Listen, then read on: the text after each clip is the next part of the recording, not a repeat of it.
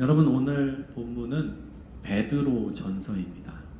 베드로 전서가 언제 쓰여졌는지 학자들은 두 가지 정도의 이론을 이야기합니다. 첫 번째는 AD 64년경일 것이다 라고 추측을 하고요. 또 하나는 AD 96년경이다 이렇게 추측을 합니다. 근데 이 두 연대의 공통점이 무엇이냐면 로마의 박해가 굉장히 심했을 때입니다. AD 64년경에 활동했던 로마의 황제는 여러분이 알만한 사람입니다. 네로 황제입니다. 여러분, 이 네로 황제는 정말 마귀 같은 사람이었죠. 그래서 기독교인들을 잡아서 죽이고 화형을 시켰습니다.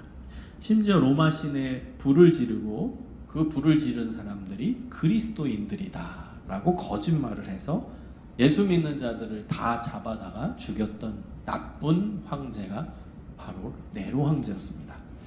그리고 AD 96년경의 황제는 네로의 환생자라는 별명을 가지고 있었던 도미티아누스 황제입니다. 이 사람 또한 만만치 않습니다. 기독교인들을 잡아가두고 괴롭히고 박멸하려고 노력했던 정말 사탄과 같은 인간이 도미티아누스 황제였습니다. 여러분, 이런 환경 속에서 우리 그리스도인들은 위축될 수밖에 없죠. 여러분, 그들도 사람입니다. 우리가 너무 이것을 쉽게 생각하는데요, 역사 안에서 일어난 실제 이야기입니다. 소설이 아니고요, 역사예요. 역사. 우리 기독교인들, 우리와 똑같이 하나님을 믿은 사람들이 겪었던 일이라는 거예요. 실제 초대교회에 있었던 역사입니다. 여러분, 만약에 지금 이 시대에 박해 시대라고 가정해 봅시다. 여러분 마음이 어떻겠어요? 우리는 뭐 죽어도 구원 받았으니까 이렇게 쉽겠어요? 쉽지 않았겠죠. 인간인데 얼마나 두렵겠어요. 오늘 예배 한 번 드리고 죽을 수도 있는 상황이에요. 지금 군인들이 들어와서 우리 잡아가두고 그 다음에 화형시키고 죽이는 거예요. 그런 시대라니까요. 오늘 예배가 내 인생의 마지막 예배가 될 수도 있는 상황이에요. 여러분, 우리 초대교회 성도들은 얼마나 두려웠겠어요, 인간적으로. 여러분, 예수님도 인간의 몸을 입고 오셨기 때문에 두려움이 있으셨어요. 그래서 잡히시던 그 밤에 겟세마네 동산에 가서 처절하게 울부짖으면서 기도하시잖아요. 아버지 할 수만 있으시거든 이 잔을 내게서 멀리하여 주옵소서. 이 잔은 고통의 잔, 고난의 잔, 십자가의 잔이에요. 내일 죽을 것을 생각하니까 예수님도 무서우신 거예요. 예수님도 우리와 똑같은 인간의 몸을 입고 오셨기 때문에 그 고통을 다 느끼셔야 되겠거든요. 근데 내일 내 손에 못이 박히고 채찍 맞을 생각을 하니까 너무너무 무서운 거예요. 그래서 하나님 할 수만 있으시거든 이거 안 하면 안 되냐고 그렇게 처절하게 기도하셨다는 거예요. 그래서 여러분, 성경을 보고 또 기독교 역사를 보면서 너무 쉽게 생각하지 마세요. 성경의 인물이니까 뭐 그렇게 살았겠지, 뭐 예수님이니까 뭐 고난을 이겨냈겠지, 쉽게 그렇게 생각하지 말라는 거예요. 초대교회 성도들도요, 얼마나 무서웠겠어요. 오늘 예배드리다가 죽을 수도 있는데. 그러니까 기독교 안에 있던 우리 신자들은 위축됐을 거라고요. 너무너무 힘들었을 거라고요. 그래서 베드로 사도, 예수님의 수제자인 베드로가 이 위축되어 있던 성도들에게 희망의 메시지를 전하는 것이 베드로 전서입니다. 그래서 베드로 전서의 별명이 희망의 서신, 소망의 편지입니다. 소망을 주는 거예요. 여러분, 그 소망이 뭔 줄 아십니까? 그 소망이 부활입니다. 부활. 위축되어 있던 성도들에게 주신 메시지가 부활. 이것이 궁극적인 소망. 우리 크리스찬들이 붙들어야 되는 유일한 희망이라는 사실입니다. 여러분, 부활 신앙, 부활 소망의 구체적인 내용이 무엇입니까? 첫 번째는 우리의 몸은 죽어도 영혼은 죽지 않는다는 사실. 이게 부활 신앙의 구체적인 내용이에요. 여러분, 우리는 몸이 죽어요. 여러분이 가지고 있는 이 몸 이제 썩을 겁니다. 늙다가 죽으면 썩을 거예요. 없어질 몸입니다. 그러나 우리의 영혼은 죽지 않습니다. 죽는 순간 바로 내 영혼은 내 몸에서 빠져나옵니다. 그래서 이 영혼이 우리의 존재인 겁니다. 존재. 우리 영혼이 존재예요. 그래서 여러분, 우리가 죽어도 그 죽은 다음에 몸은 여기 있지만 이 몸에서 내 존재가 빠져나오는 거예요.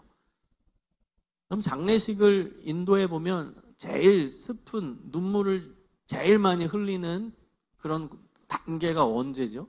화장할 때입니다. 화장할 때. 왜냐하면 눈에 보이는 이 몸이 내가 알던 이 사람, 내가 알던 우리 가족 멤버, 내가 알던 지인이 눈에 보였잖아요. 말도 했고 그 사람이 이제 말도 안 하고 그 몸이 뼈가루가 될 때, 그때 가장 많이 지인들은 울게 되죠. 슬프니까.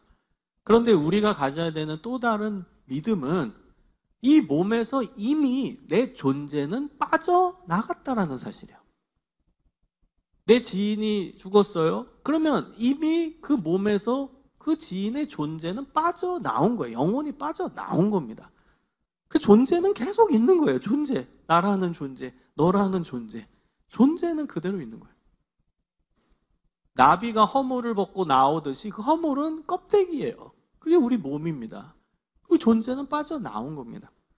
그래서 우리의 존재, 우리의 영혼은 하늘나라에 가서 영원히 산다라는 것입니다. 여러분, 누가복음 20장 34절에서 36절을 보면 예수님께서 이렇게 말씀하십니다. 이 세상의 자녀들은 장가도 가고 시집도 가되 저 세상과 및 죽은 자 가운데서 부활함을 얻기에 합당히 여김을 받은 자들은 장가가고 시집가는 일이 없으며 그들은 다시 죽을 수도 없나니 이는 천사와 동등이요 부활의 자녀로서 하나님의 자녀라. 여러분, 우리는 천사와 같대요. 그럼 천사는 영적 존재죠. 눈에 안 보이는 영적 존재입니다. 이 몸에서 빠져나온 우리 존재도 이런 영적 존재가 된다는 거예요. 하늘나라에서 눈에 안 보이는 영적 존재로 살아가게 되는 것입니다. 여러분, 신비롭죠? 신기하지 않아요? 그럼 인간의 제일 두려운 사건이 죽음이잖아요. 우리의 존재 한계가 죽음이잖아요. 그러나 우리 기독교가 희망의 종교인 이유는 죽음이 우리의 인생의 끝이 아니기 때문입니다.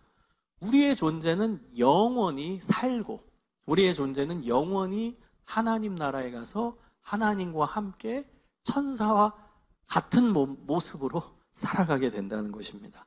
여러분, 이 부활신앙을 믿으시기를 소망합니다. 여러분, 부활신앙의 이제 두 번째 내용은 완전한 부활입니다. 기독교에서 부활은요, 영혼의 부활만 이야기하지 않습니다. 궁극적 부활은 몸의 부활입니다. 예수님 재림 때 우리의 몸도 예수님과 같이 예수님처럼 부활한다라는 것을 믿는 것이 부활신앙이에요. 여러분, 예수님의 부활 사건을 보면서 우리가 가져야 되는 믿음 두 가지가 있어요. 첫 번째 믿음은 뭐냐면 내 죄가 씻어졌구나. 이걸 믿는 거예요. 이게 제일 중요하죠. 예수님의 십자가는 내 죄를 대신 지신 십자가고, 그래서 예수님이 죽으심으로 내 죄가 씻어졌음이 증명이 된 사건이기 때문에 부활을 통해 우리는 첫 번째 가져야 되는 믿음, 내 죄가 다 예수님으로 인해 씻어졌다. 이걸 믿는 거예요. 두 번째 가져야 되는 믿음은 예수님처럼 나도 몸이 부활할 거다. 이 사실을 믿는 거예요. 여러분, 이 두 번째 믿음까지 가지고 살아야 돼요. 우리 예수님의 부활 사건을 보면서 예수님 내 죄를 씻어주셔서 고맙습니다. 우리 이 부분까지는 잘 믿어요. 그러나 두 번째 믿음도 가져야 되는 부활 믿음, 부활 신앙이에요. 나도 언젠가 예수님처럼 몸이 부활할 거다. 여러분, 이걸 믿는 거예요. 마가복음 9장에 보면 예수님께서 십자가 지시기 전에 이미 부활된 몸을 신비롭게 보여주셨어요. 제자들한테. 이미. 그 장면은 예수님이 베드로와 야고보와 요한을 데리고 높은 산에 올라가셨거든요. 거기서 몸이 변형되셨다고 나옵니다. 마가복음 9장 2절에서 5절입니다.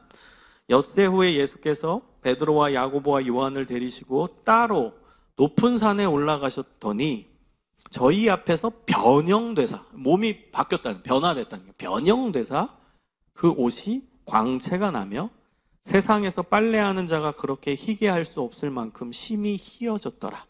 이에 엘리야가 모세와 함께 저희에게 나타나 예수와 더불어 말씀하시거늘 베드로가 예수께 고하되 랍비여 우리가 여기 있는 것이 좋사오니 우리가 초막 셋을 짓되 하나는 주를 위하여 하나는 모세를 위하여 하나는 엘리야를 위하여 하십시다. 여러분 신비 체험을 한 거죠. 베드로와 야고보와 요한은 신비스럽게 바뀐 예수님을 본 거예요. 그게 몸이 변형되신 거예요. 부활 이후의 몸을 일시적으로 보여주신 거예요. 제자들한테. 그 모습이 어때요? 광채가 나며 세상에 빨래하는 자가 그렇게 희게 할 수 없을 만큼 심히 희어졌더라. 이게 영적인 몸, 새로운 몸을 이야기하는 거예요. 그거를 보여주셨어요. 그리고 예수님이 하늘에서 내려온 엘리야와 모세와 함께 대화하는 그 장면을 본 거예요. 그러니까 베드로가 너무 신비로워서 예수님 우리 여기 있읍시다. 여기서 초막 셋 텐트 칩시다. 여기서 삽시다. 하나는 주님을 위해, 하나는 모세를 위해, 하나는 엘리야를 위해 여기 텐트 치고 이 안에 우리 같이 삽시다. 이러고 있는 거예요. 너무 신비로우니까. 예수님이 부활 이후의 모습을 잠시 보여주셨죠. 그리고 실제적으로 예수님은 죽고 사흘 만에 부활하신 이후에 새로운 몸을 보여주셨죠. 그 몸은 부활 이전의 몸과 완전히 다릅니다. 여러분 예수님이 십자가에서 못 박히고 채찍 맞아서 살점 다 떨어져 나가고 혈관 다 터지고 여러분 그 3일 만에 뭐 다 혈관이 붓고 그 다음에 딱지 다 안고 딱지 떨어진 거예요? 아니라는 거예요. 완전히 새로운 영적인 몸을 입게 되었다는 거예요. 그래서 제자들은 몰라보잖아요. 처음에 예수님 부활하시고 나서 제자들이 동굴에 들어오고 먼저 여자들이 먼저 들어와요. 예수님의 여제자들이라고 말할 수 있는 뭐 막달라 마리아라 다른 마리아가 와서 예수님을 보는데도 몰라봐요. 그 공원, 그 묘지를 지키는 사람으로 착각하는 거예요. 예수님 몸이 변형됐기 때문이에요. 제자들도 몰라봐요. 엠마오로 가는 두 제자도 몰라봐요. 그리고 이제 한 집에 가셔가지고 그 제자들 앞에서 축사하실 때 그들의 눈이 밝아져서 예수님인 줄 그때 알게 돼요. 예수님 독특한 축사 방식이 있었거든요. 떡을 하늘로 높이 들어서 떼시는 독특한 예수님의 축복기도 방식이 있었거든요. 그걸 본 순간 눈이 밝아져 오 예수님이다 라고 깨닫는 거예요. 몸이 변화됐다는 거예요. 변형됐다라는 뜻입니다. 여러분 그 몸은 새로운 몸입니다. 그 몸은 영적인 몸입니다.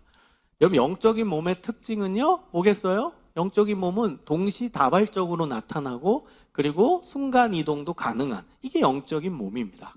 그래서 예수님은 부활 이후에 동시다발적으로 사람들에게 나타나시고 또 갑자기 여기 있다가 저기 있다가 왔다 갔다 하시는 순간이동도 하십니다. 이게 영적인 몸의 특징이라는 거예요. 근데 놀라운 것은 이것을 우리도 입게 된다라는 거예요. 여러분 우리가 가져야 되는 믿음은 예수님 재림 때 우리의 몸도 예수님처럼 영의 몸을 입고 새로워진다라는 사실입니다. 고린도전서 15장 42절에서 44절을 보면 바울이 이렇게 얘기합니다. 죽은 자의 부활도 이와 같으니 썩을 것으로 심고 썩지 아니할 것으로 다시 살며 욕된 것으로 심고 영광스러운 것으로 다시 살며 육의 몸으로 심고 신령한 몸으로 다시 사나니 육의 몸이 있은즉 신령한 몸이 있느니라. 신기하죠? 우리 몸이 썩을 것, 이 지금 우리가 갖고 있는 몸이에요. 그게 썩지 아니할 것으로 바뀌어요. 그 다음 이거는 막 연약한 정말 몸이에요. 욕된 몸이라고 표현을 하는데 이게 영광스러운 몸으로 바뀌고 육의 몸이 아니라 영의 몸으로 바뀐다. 우리가 실제적으로 입을 나중에 예수님 재림 시에 가지게 될 몸이라는 것입니다. 그래서 예수님은 부활 이후에 그 영적인 몸을 첫 번째로 보여주신 첫 열매라는 거예요. 그래서 고린도전서 15장 20절에는 그러나 이제 그리스도께서 죽은 자 가운데서 다시 살아나사 잠자는 자들의 첫 열매가 되셨도다. 처음 그 모습을 보여주신 분이라는 거예요. 그럼 두 번째 열매, 세 번째 열매, 100번째 열매, 10만 번째 열매 계속 새로운 열매들, 예수님처럼 몸이 부활할 사람들 있다는 거죠. 그게 우리도 그렇게 된다라는 거예요. 그래서 사도신경에는 몸의 부활과 영생을 믿습니다라고 고백하는 겁니다. 몸의 부활, 새로운 영적인 몸을 입을 것을 기대하고 믿습니다. 라고 고백하는 겁니다. 여러분, 데살로니가전서 4장 16절에서 17절을 보면은 마지막 재림, 예수님 재림 때 어떤 일이 일어난지를 구체적으로 기록하고 있어요. 주께서 호령과 천사장의 소리와 하나님의 나팔로 친히 하늘로 쫓아 강림하시리니 그리스도 안에서 죽은 자들이 먼저 일어나고 그 후에 살아남은 자도 저희와 함께 구름 속으로 끌어올려 공중에서 주를 영접하게 하시리니. 큰 음성이 나고 천사장의 소리가 나고 하나님의 나팔이 울려 퍼질 때 예수님이 재림하시는. 그때 그리스도 안에서 먼저 죽은 자들 이제 영혼은 하늘에 있겠죠. 그들이 새로운 몸을 먼저 입게 되고, 그 다음 예수님 재림 때 이 땅에 살고 있는 몸을 갖고 있는 그 사람들이 공중에 올라가서 예수님을 영접하면서 새로운 몸을 입게 된다라는 거예요. 신비로운 일들이 일어나게 되는 거죠. 고린도전서 15장 51절 52절에도 보라, 내가 너희에게 비밀을 말하노니 우리가 다 잠잘 것이 아니요 마지막 나팔에 순식간에 홀연히 다 변화하리니 나팔 소리가 나매 죽은 자들이 썩지 아니할 것으로 다시 살고 우리도 변화되리라. 완전히 변화된 새로운 몸을 입게 된다라는 것입니다. 여러분, 기대되시나요? 여러분, 이런 몸을 누가 입어요? 내가 입게 된다라는 거예요. 여러분, 나이가 들수록 정말 몸이 아프죠. 허리도 아프고 다리도 아프고 또 이 환절기 우리 또 감기 걸리고 저도 뭐 만성 피로에 계속 목 아프고, 이 몸은 그래요. 아픈 몸이고 나이 들면 늙는 몸이고 썩는 몸이에요. 그러나 우리가 가져야 되는 믿음은 궁극적으로 우리가 새롭게 입을 몸은 썩지도 않고 아프지도 않고 그 다음에 영의 속성을 가진 새로운 영적인 몸, 그걸 나는 내 존재의 시간에 입게 된다. 여러분, 이 믿음을 구체적으로 실제적으로 가지고 사시기를 소망합니다. 내 존재의 시간에 일어난다. 여러분, 이게 믿음 아닙니까? 진짜 일어난다는 거예요.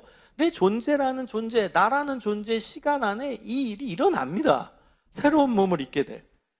그래서 여러분, 때론 몸이 아파요. 그 다음에 몸이 막 찌뿌둥해요. 그리고 막 나이가 들어감에 따라 정말 진짜로 움직이기가 너무 불편할 때들이 점점 오겠죠. 그때 생각하십시오. 이 몸은 내가 계속 갖고 있을 몸이 아니다. 나는 예수님 재림 시에 완전히 새로운 몸을 입게 될 것이다. 그 몸을 기대하시기를 소망합니다. 마지막 세 번째는 지금 부활이 일어난다라는 겁니다. 여러분, 부활의 신앙은요, 지금 나에게 이미 부활의 능력이 있다. 그 부활 신앙으로 나는 살아간다. 이 신앙 고백이 우리에게 있어야 된다라는 거예요. 골로새서 2장 12절에 보면 너희가 세례로 그리스도와 함께 장사된 바 되고 또 죽은 자들 가운데서 그를 일으키신 하나님의 역사를 믿음으로 말미암아 그 안에서 함께 부활함을 받았느니라. 부활함을 받은 존재가 우리입니다. 그렇기 때문에 우리 안엔 이미 부활의 능력이 있는 거예요. 부활의 놀라운 에너지가 있다라는 겁니다. 여러분, 요한복음 11장에 보면은 예수님이 죽은 나사로를 살리십니다. 자, 그때 예수님께서 그 나사로 누이 동생이었던 마르다한테 이렇게 말씀하십니다. 요한복음 11장 25절에서 26절을 보면 나는 부활이요 생명이니 나를 믿는 자는 죽어도 살겠고 무릇 살아서 나를 믿는 자는 영원히 죽지 아니하리라. 이렇게 얘기하거든요. 근데 예수님이 이 말씀하시기 바로 전에 마르다가 이런 얘기를 해요. 11장 24절에 보면 마지막 날 부활에는 내가 다시 살 줄을 내가 아나이다. 이게 어떤 배경에서 얘기하셨냐면 예수님이 마르다, 슬퍼하고 있는 마르다한테 얘기하신 거예요. 네 오빠가 살아날 걸 믿냐? 그랬더니 예, 믿습니다. 나중에 종말 때 그때 부활할 걸 믿습니다. 이렇게 얘기한 거예요. 그때 예수님이 말씀하신 게 나는 부활이요 생명이니 나를 믿는 자는 죽어도 살겠고 무릇 지금 살아서 나를 믿는 자는 영원히 죽지 아니하리라. 그건 마지막 때에만 일어나는 게 아니라 지금 살아서 믿는 자는 영원히 죽지 아니하리라. 부활의 능력은 지금부터라는 거예요. 부활의 능력은 지금부터 역사한다라는 겁니다. 여러분, 믿음이 뭐예요? 히브리서 11장 1절에 믿음의 정의가 나오죠. 믿음은 바라는 것들의 실상이요 보지 못하는 것들의 증거니. 여러분, 우리 아직 부활, 몸의 부활 경험 못 해봤어요. 영혼의 부활도 아직 경험 못 해봤어요. 안 죽었으니까. 그런데 그걸 바라죠. 우리 몸이 부활할 거를 바라고 있죠. 그 바라는 것이 실상, 눈앞에 나타나는 게 믿음이래요. 우리 아직 부활한 내 몸을 못 봤어요. 보지 못하는 것들의 증거니. 지금 여기 눈앞에 있어서 증거가 된다는, 이게 믿음입니다. 아직 나는 이루어지지 않아. 바라는 거예요. 그러나 그게 실상, 눈앞에 오는 거고. 그리고 믿음이라는 건 아직 못 봤어요. 부활한 내 몸을 아직 못 봤지만 지금 봤다. 증거다. 나는 이 증인으로서 봤다. 지금 눈앞에 나타나는 게 믿음이라는 거예요. 여러분, 그래서 부활의 신앙, 부활의 믿음, 부활의 능력은 지금부터입니다. 여러분, 우리 청년들 많이 우울하죠. 우울한 사람들이 많아요. 우울 사회입니다. 여러분, 지금부터 내 안에 예수님께서 나에게 주신 부활의 능력, 부활의 신앙, 부활의 믿음 가지고 우울한 기분을 날려버리시기를 소망합니다. 여러분, 부활 신앙으로 여러분 인생에서 겪는 모든 어려움과 고난과 괴로움을 능히 이겨내시기를 소망합니다. 부활 믿음이 너무 미래형으로만 가지 마세요. 미래에 일어날 일이지만 지금부터라는 거예요. 지금부터 역사하는 능력이 부활 능력이에요. 여러분, 오늘 감기 걸려서 막 몸이 괴로워서 미칠 것 같아도 나는 새로운 몸을 입을 거다. 나중에 예수님이 그 몸을 나에게 선물로 주실 거다. 그걸 기대하면서 그 부활 신앙으로 능히 그 힘든 기분과 어려움을 이겨내시기를 소망합니다. 이겨낼 수 있어요. 부활 신앙이 있습니다. 그래서 오늘 본문에서 이 부활 신앙이 살아있는 소망이라고 얘기합니다. 3절에서 5절을 보면 우리 주 예수 그리스도 아버지 하나님을 찬송하리로다. 그의 많으신 긍휼대로 예수 그리스도를 죽은 자 가운데서 부활하게 하심으로 말미암아 우리를 거듭나게 하사 산 소망이 있게 하시며. 산 소망, 이게 영어로 표현하면 living hope입니다. 살아있는 호프, 소망, 희망, 지금 살아 역사한다라는 겁니다. 이 부활신앙은 지금 나에게 움직이는, 살아 역사하는 능력입니다. 여러분, 이 부활신앙 가지고 매일매일 승리하시기를 주님의 이름으로 축원합니다. 기도하겠습니다. 하나님, 감사합니다. 부활 신앙으로 살아가게 하시고 부활의 능력이 우리 안에, 부활의 에너지가 우리 안에 있음을 믿고 부활 신앙으로 새롭게 날아오르게 하시고 부활 신앙으로 살아가는 이 현실의 어려움들을 능히 이겨내게 하여 주시옵소서. 예수님 이름으로 기도합니다. 아멘.